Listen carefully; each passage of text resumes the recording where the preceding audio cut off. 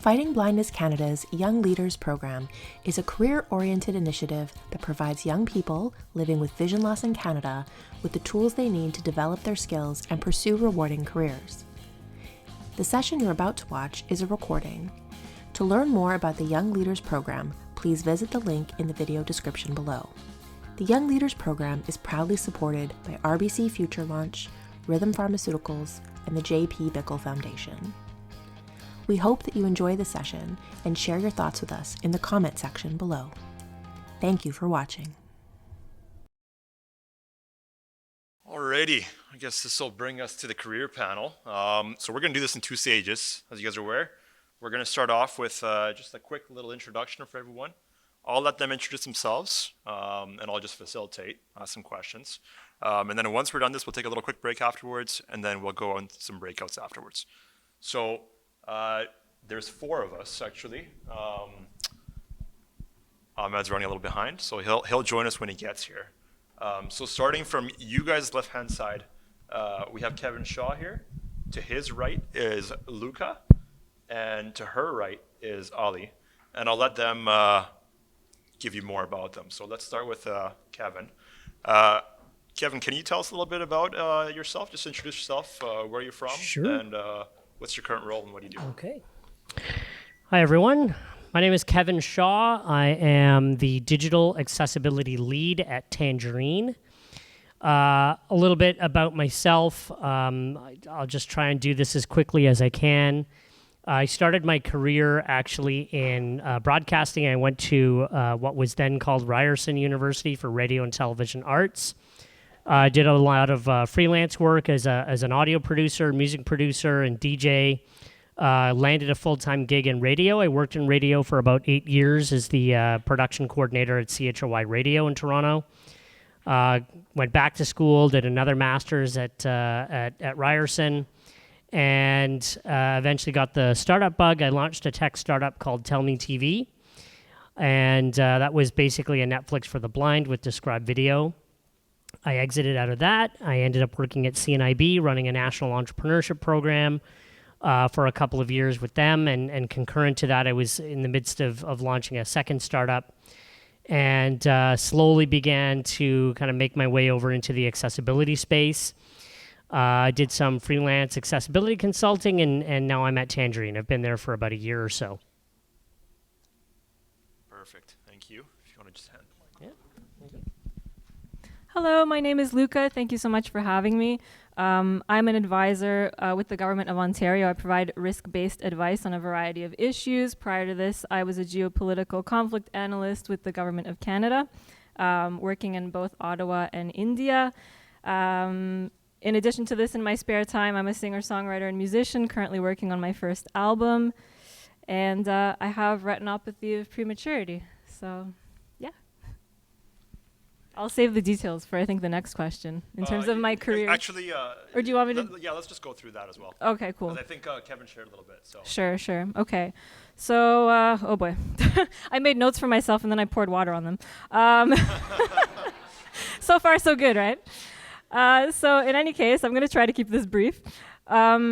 Because of my blindness, actually, my parents were like, you should do something secure, like something that for sure you're going to have this job like forever and ever. You should maybe go into government. I was like, cool.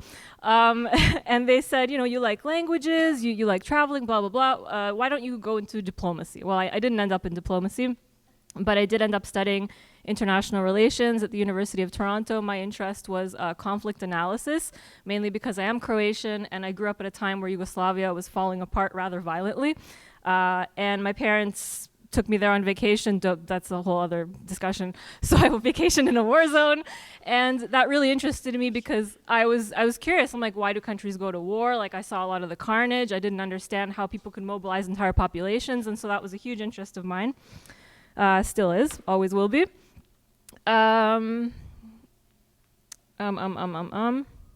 Yes, and then after my studies, as my studies were finishing up, I had contacted somebody who I interned for, somebody who was on post in India, and he was like, yeah, do you want to come here and do an internship? And I was like, sure.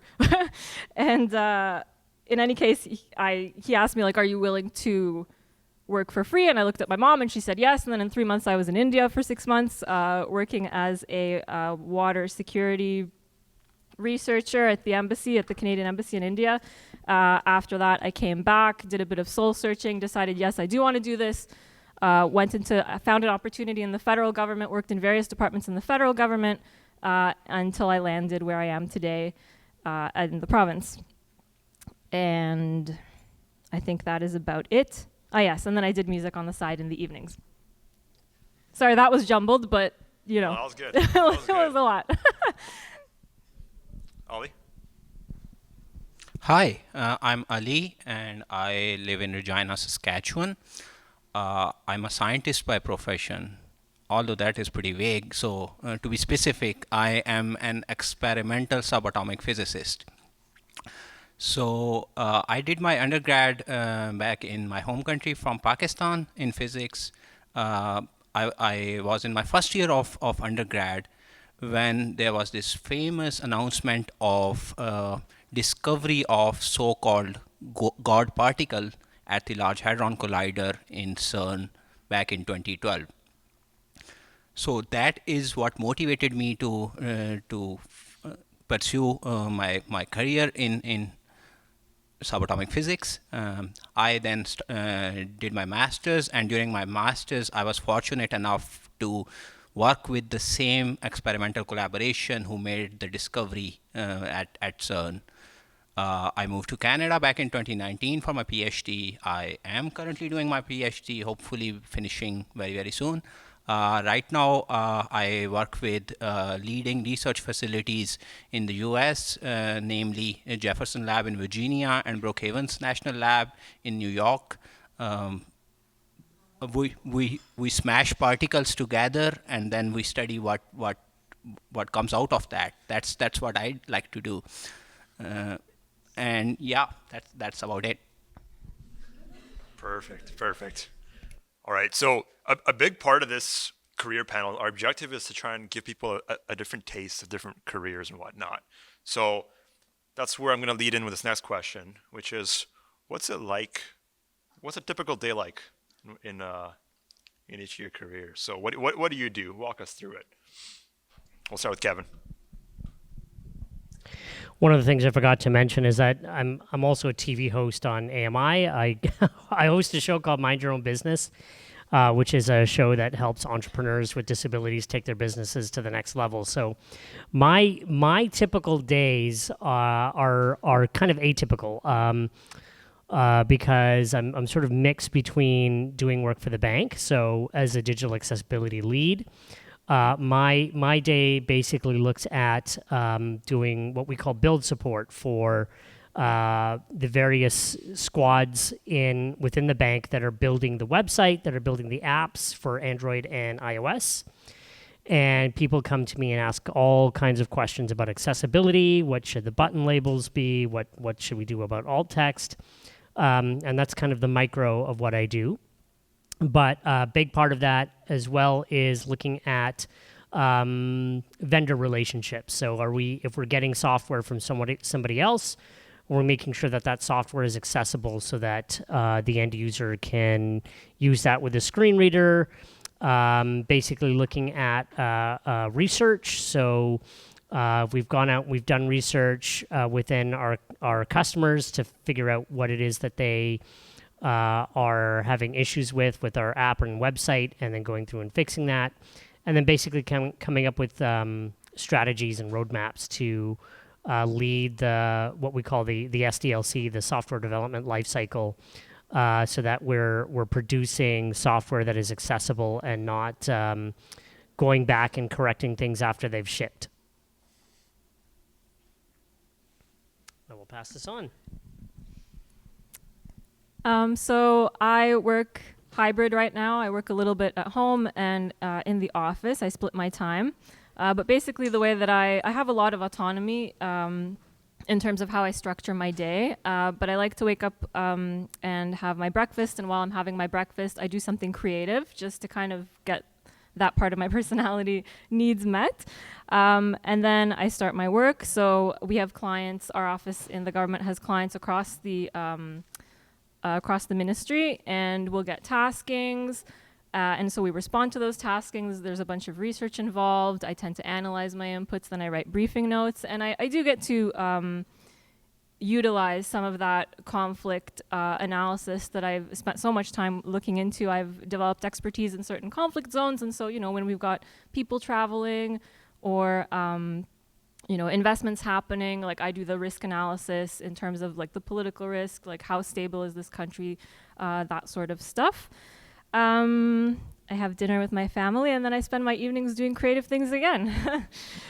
And and the one thing I really love about my job actually that I want to mention is, so in terms of the taskings that we receive, we also have a lot of room to suggest topics of interest as well, which is really fun because I think that's really important to me, just having that ownership over my work.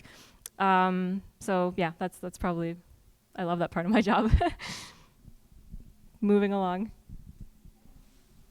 All right, so what does a day of an experimental physicist looks like? Well, it entirely depends on where I am. So I'll answer this in like 3 parts. So if I am at one of the research labs, let's say in the US, I do conduct sophisticated experiments using high technology equipment. We take a lot of data during the experiments. This is probably the most stressful part and most rewarding part of my work. It can be stressful because the experiments that we conduct run 24/7, so there's no breaks, and you get a lot of sleepless nights. I can share one. I worked straight for 42 hours with just one meal. I would not recommend that to anyone, but that is also that I've done. Secondly, if I am at my university, I do a lot of data analysis from the data that we can take from the experiments. I also do detector development for future experiments. And I forgot to mention in the earlier question, I also teach undergraduate physics labs as well. And finally, a cool part of my work is that I get to travel a lot for conferences and collaboration meetings. Yep. All right.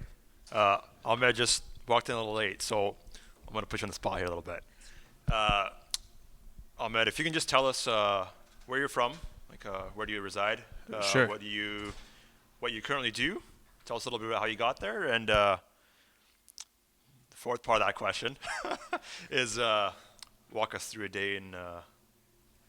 I'll let you say what you do, but walk us through a day in your life. First of all, sorry for getting here late. There's a lot of traffic in Toronto, as you all know.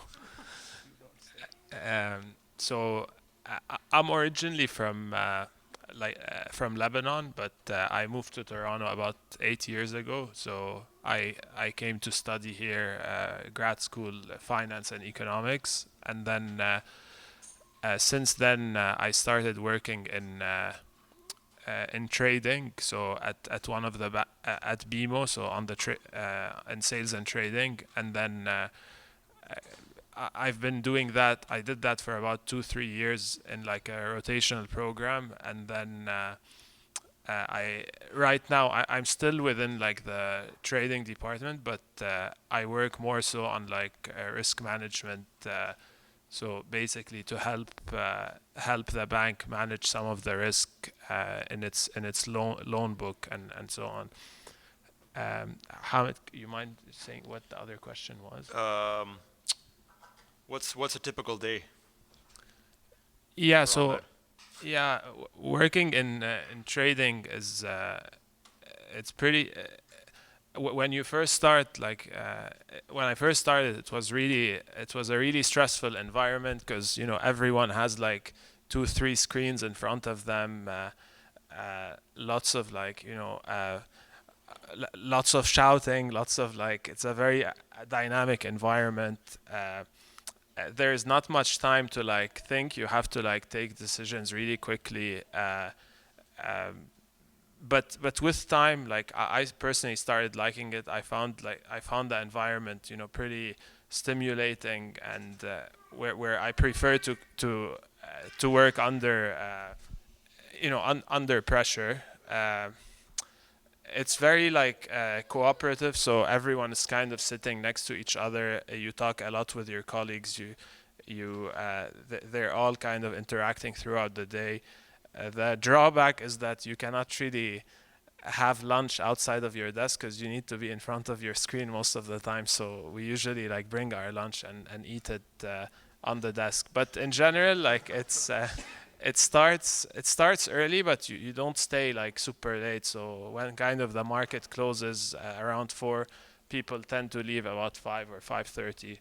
So in terms of the working hours, like it's not too bad, but you have to wake up early, be there sometimes around 7 or 7:30. So that's pretty much it. Perfect.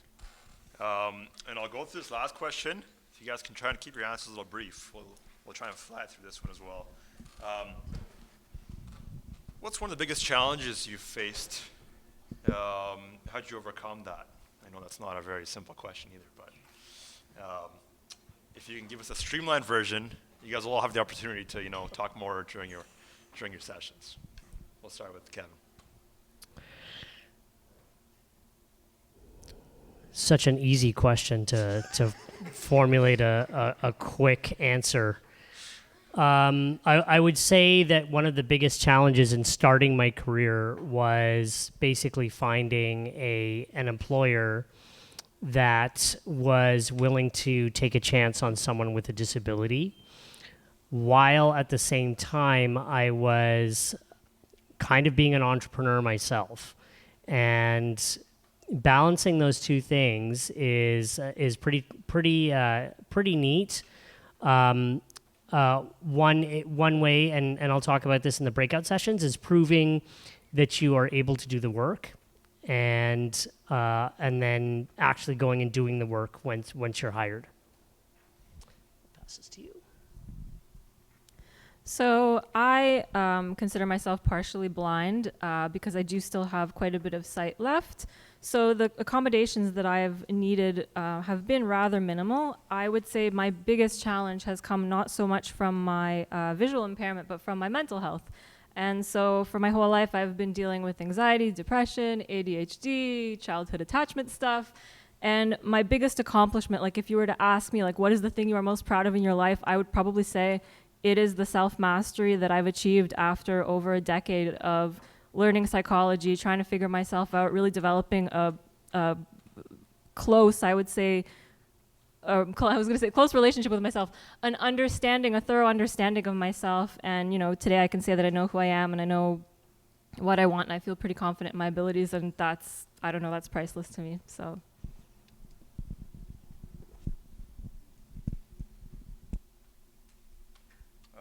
To your left, Ali.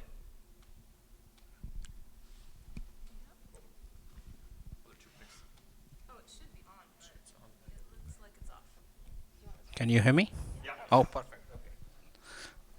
So for me, my biggest challenge is also my vision loss. I mean, my vision loss has been more recent in the last like 3-4 years is when it has started to affect my daily life, and that the transition to making my life accessible has been very challenging. The place that I work, there is no one with disability there except me. So I had to come up with accommodations, and I had to not only educate myself but educate people around me, and that is very challenging and stressful. I like to do science. I love science, and I made science accessible for myself. I aim to make it accessible for others as well. I advocate. I like to get involved in community just because there is a severe underrepresentation of people with disabilities, and more specifically visually impaired people in science. And it's really important that is recognized, and we motivate young people to pursue this career. I would like to credit, apart from my family and friends, CNIB and Fighting Blindness Canada, who have been amazing in this transition, and I have been given the resources that I needed to do the stuff, to do the science stuff that I love. Thank you. Thank you. I think my biggest challenge was also related to my vision loss. It kind of started at the end of my years in university. So right when I wanted to start my career, so it was a bit worrying because I thought that it might not allow me to be able to work in what I wanted or achieve what I was looking for. But as I started working on the job, I think the most important thing is to be clear to people that you or to disclose it to that you have a disability, because then they would understand if you need certain accommodations or you need to do something a certain way, or if you cannot see something they are talking about, instead of them thinking that it's just something related to your aptitude or not being able to do that job well. So when people are aware, then they become more understanding, and especially when you disclose that, then you can get any accommodations that can help you kind of do your job in the most productive way possible. So as I started and I disclosed it and got the necessary accommodations, specifically like larger monitors or printed presentations that I can kind of look at closely, then that kind of helped me do my job better, and other people were very receptive and understanding of that. So that's kind of one of the advice I would give out of that. Thank you. Perfect. Thank you, everyone. With that, I think we're going to take a little break.